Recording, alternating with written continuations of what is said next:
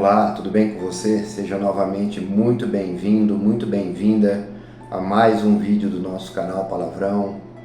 Que você possa estar bem, que esse vídeo encontre você com saúde, com determinação, principalmente para continuar firme nessa jornada que nós temos aqui nessa terra, para a honra e para a glória do nosso Deus.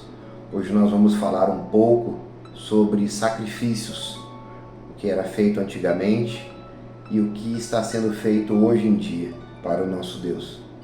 Vamos à palavra. Malaquias 1, 7 e 8. Ofereceis sobre o meu altar pão imundo e dizeis: em que te havemos profanado? Nisto que dizeis: a mesa do Senhor é desprezível. Porque, quando ofereceis animal cego para o sacrifício, isso não é mal? E quando ofereceis o coxo ou enfermo, isso não é mal? Ora, apresenta-o ao teu governador. Porventura terá ele agrado em ti? Ou aceitará ele a tua pessoa? Diz o Senhor dos Exércitos. Aqui, como nós lemos, Deus está dizendo que antigamente, quando eram feitos sacrifícios no templo de Jerusalém, para a remissão dos pecados do povo de Israel naquela época, eles tinham que sacrificar um animal puro, um animal sem defeito, um animal escolhido a dedo para Deus. E Deus exigia sim que isso fosse feito com diligência, isso fosse feito com um caráter solene para o nosso Deus. E o povo de Israel não fazia e não estava fazendo isso nesse momento da história em Malaquias. E Deus exigia sim que fossem feitos sacrifícios puros, que o povo escolhesse os animais, como eu disse, a dedo, que fossem animais realmente, praticamente perfeitos, para que Deus se agradasse. Mas é interessante nós dizermos que Deus, Ele é o dono de tudo, Ele é o Senhor de tudo, Ele é o dono de todos os animais, Ele é o dono de todas as plantas, todas as estrelas, tudo que existe no mundo e fora dele foi criado por Deus. E por que Deus exigia esses animais? Por que Deus queria que esses animais fossem puros? Deus ele exigia isso para que o povo demonstrasse amor, gratidão e respeito a Deus, pois Deus o tirara do Egito.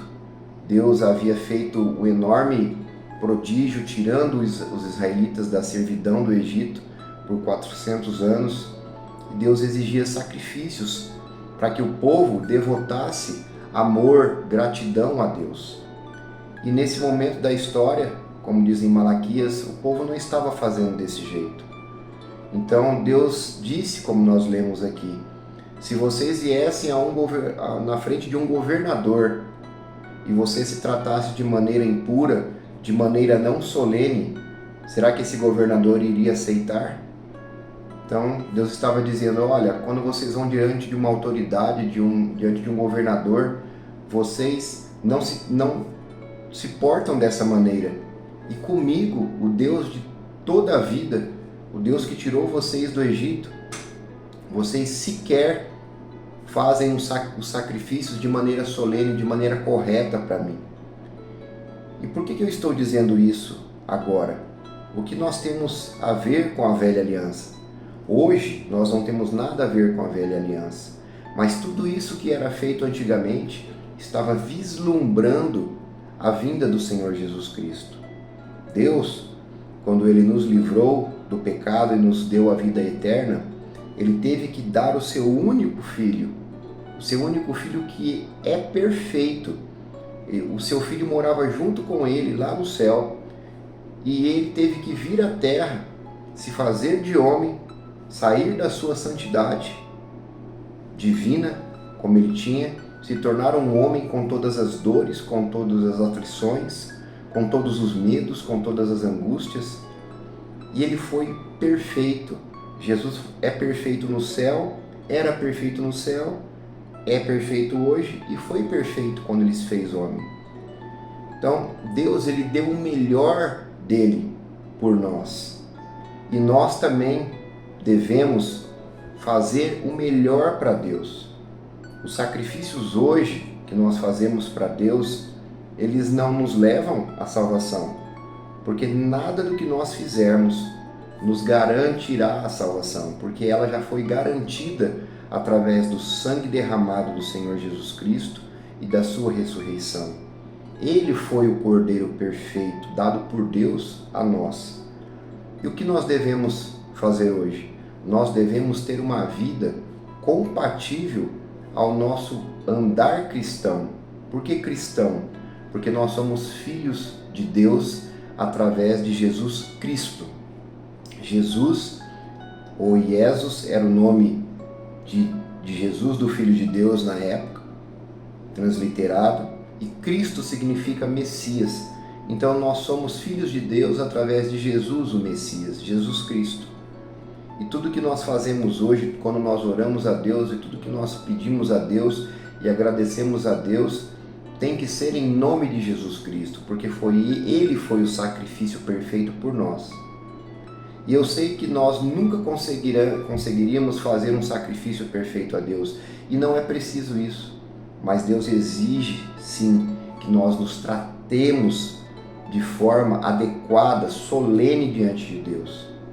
Da mesma maneira que os israelitas deviam fazer um sacrifício a Deus, antigamente pela remissão dos pecados, hoje nós devemos levar uma vida de santidade diante de Deus.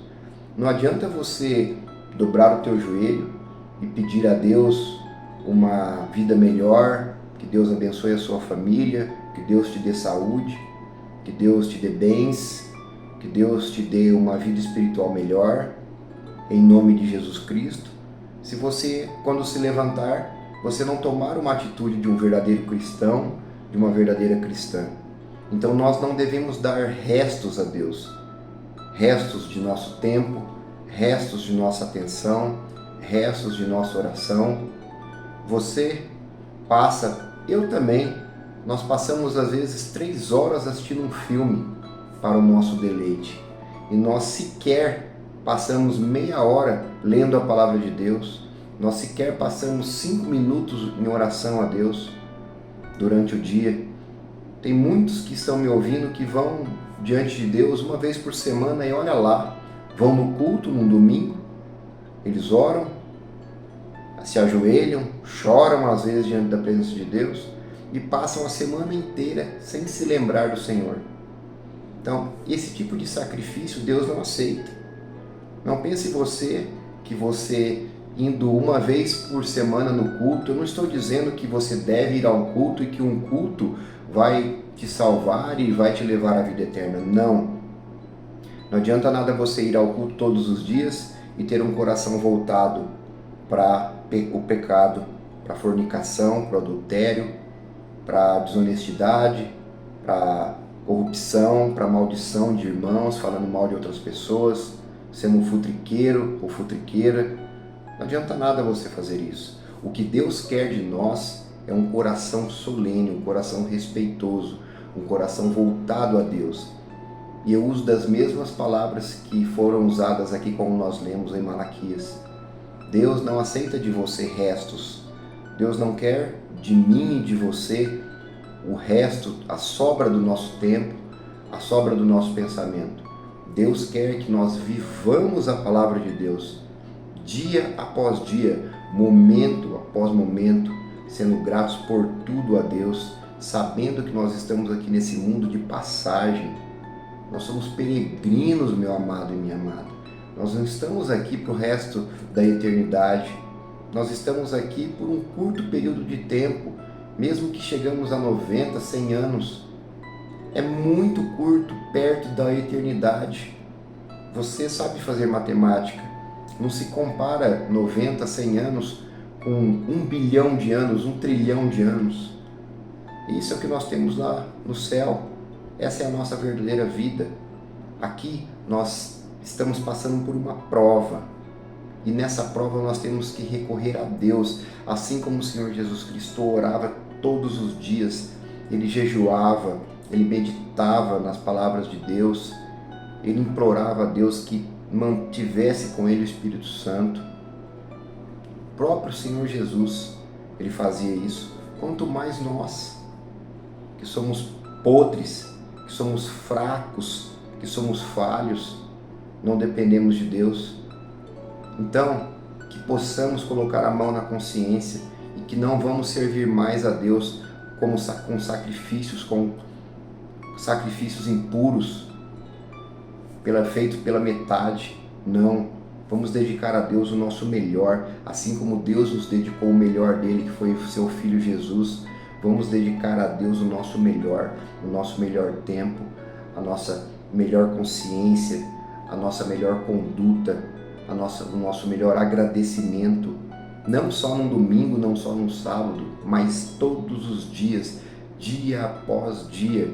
E se você não consegue isso, peça a Deus que te envie o Espírito Santo para que Ele te dê isso, porque pelas nossas forças nós não podemos nada, meu amado e minha amada, nada. Nós somos fracos, nós somos falhos, nós dependemos de Deus todos os dias das nossas vidas. Que fique esse alerta para mim e para todos vocês, que possamos dar o nosso melhor a Deus, não o nosso resto, não tudo que for resto ao nosso Deus, como se fossem sacrifícios imperfeitos e impuros. E se você ainda não aceitou a Cristo como teu único e suficiente Salvador, faça isso nesse exato momento. Peça a Deus que te ilumine, peça a Deus que o Senhor Jesus seja o Senhor da tua vida e você passe a partir de hoje a buscá-lo, a ler a Bíblia, a orar, a entoar louvores a Deus. Tudo bem? Que essa mensagem possa atingir o teu coração como uma flecha enviada pelo Espírito Santo. E até o próximo vídeo, se assim o Senhor nos permitir.